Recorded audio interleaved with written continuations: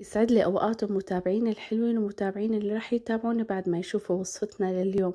وصفة جدا سهلة ومميزة وكتير طيبة، وصفة الدجاج الصيني.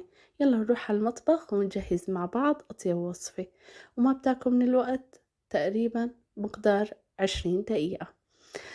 هالبهارات مكتوبة قدامكن على الشاشة. بنقطع الدجاج لمربعات بتكون صغيرة، بتكون هذا الحجم، هذا الشي بعود إلكن. وبنحط البهارات: معلقة زنجبيل، معلقة توم بودرة، معلقة هال، معلقة بهار أسود، والخل أساسي هون كرمال يروح لنا زنخة الدجاج.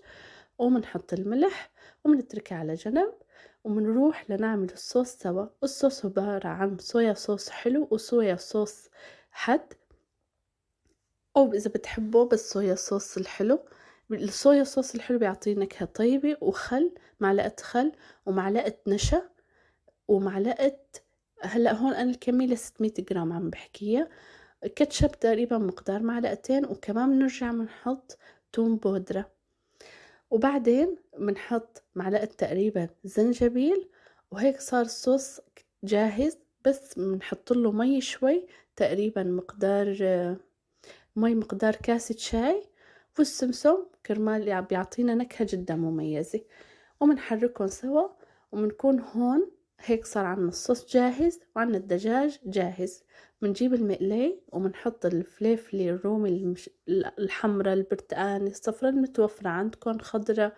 بنقلبها بالزبدة منيح، وبعدين بنزيد عليها الدجاج اللي حطينا له بهارات، وكمان بنقلب حتى يستوى الدجاج تماما.